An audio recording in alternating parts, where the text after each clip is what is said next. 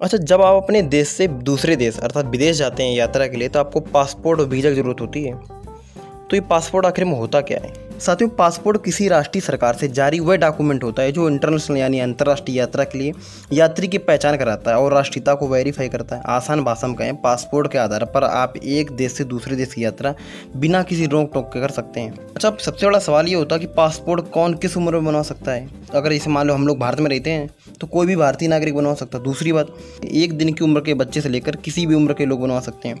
दूसरी बात, पेरेंट्स का पासपोर्ट होने पर बच्चे का पासपोर्ट सिर्फ एफिडेविट के आधार पर बनाया जा सकता है।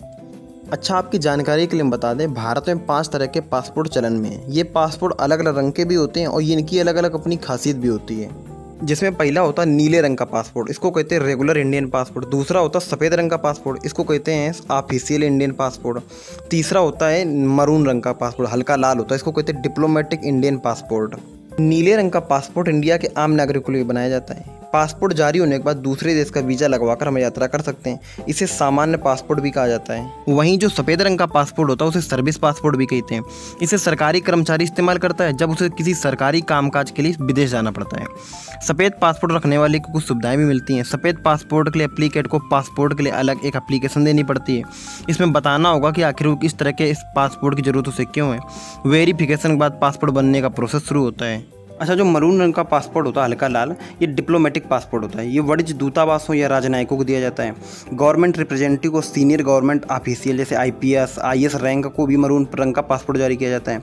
इन्हें स्पेशल ट्रीटमेंट मिलता है इमिग्रेशन में। विदेश यात्रा के दौरान भी इस पासपोर्ट का इस्तेमाल करने वाले स्पेशल स्टेटस एंजॉय करते हैं। इसके अलावा 2 तरह के पासपोर्ट और होते हैं। एक होता है अस्थायी पासपोर्ट, जब आपका पासपोर्ट खो जाता है तब इसे बनवाया जाता है। यह पासपोर्ट टूरिस्ट के अपने देश लौटने तक ही काम करता है। दूसरा होता है फैमिली पासपोर्ट।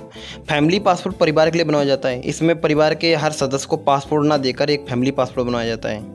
अब एक ये सवाल है कि पासपोर्ट कितने साल तक का वैलिड होता है, तो हम आपको बता दें कि 18 साल से कम उम्र वाले होल्डर के लिए केवल 5 साल तक वैलिड होता है। दूसरी बात, 18 साल से ज़्यादा उम्र के होल्डर्स यानी वयस्कों का केवल 10 साल के लिए वैलिड होता है। दूसरी बात, वैलिडिटी खत्म होने के बाद होल्डर्स अपने पासपोर्ट को रिन्यू करा सकते हैं। रिन्यू कराने में पासपोर्ट की वैलिडिटी बढ़ा दी जाती है। सामान्य पासपोर्ट बनने में 10 से 20 दिन लग जाते हैं, जबकि तत्काल पासपोर्ट 3 से 7 दिन में बन जाता है। नॉर्मल पासपोर्ट बनवाने के लिए आपको 1500 से 2000 रुपये देने पड़ते हैं। वहीं अगर तत्काल बनवा रहे हैं तो आपको 3500 रुपये तक लगभग लग जाएंगे।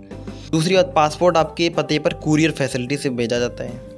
सपोज दैट आपका कहीं पासपोर्ट खो जाता है, उसके लिए आपको अपने नज़दीकी पुलिस स्टेशन में रिपोर्ट दर्ज करानी पड़ेगी। दूसरी बात, पासपोर्ट ऑफिस में बेसिक जानकारी देनी पड़ेगी। पासपोर्ट सेवा केंद्र पर जाकर पासपोर्ट री इश्यू के लिए अप्लाई करें। री इश्यू के लिए एप्लीकेशन फॉर्म भरना होगा। अच्छा, सबसे बड़ा सवाल ये है कि अगर आप विदेश में और वहाँ पासपोर्ट खो जाता है तब आपको क्या करना पड़ेगा।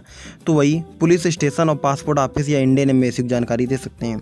वहीं से इमरजेंसी सर्टिफिकेट लेना होगा। पुराने पासपोर्ट की डिटेल्स देनी होगी।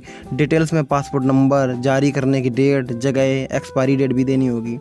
अगर ये जानकारी आपके पास नहीं है तो विदेश में मौजूद एम्बेसी या पोस्ट से संपर्क करके आप अपने देश वापस आने का सर्टिफिकेट ले सकते हैं। एक सवाल ये भी है कि पासपोर्ट डैमेज हो गया और किसी इमरजेंसी में विदेश जाना चाहते हैं आप, तो ऐसे में आपको क्या करना चाहिए। तो इसके लिए अगर आप पासपोर्ट पर पासपोर्ट नंबर और आपका नाम पढ़ा जा सकता है, तो फ़ोटो भी नहीं फटी है, तो तत्काल स्कीम के तहत दोबारा पासपोर्ट इशू कराने के लिए आप अप्लाई कर सकते हैं। हालांकि तत्काल स्कीम में पासपोर्ट जारी करने के अंतिम अधिकार पासपोर्ट ऑफिस के पास होता है। वहीं अगर आप पासपोर्ट पर आपका नाम, पासपोर्ट नंबर या फ़ोटो डैमेज हो गया है तब आप तत्काल स्कीम के तहत पासपोर्ट री इशू करने के लिए अप्लाई नहीं कर सकते हैं। वहीं अगर पासपोर्ट डैमेज को री इशू कराना है तो उसके लिए सबसे पहले आपको पुलिस स्टेशन में रिपोर्ट दर्ज होगी आपकी।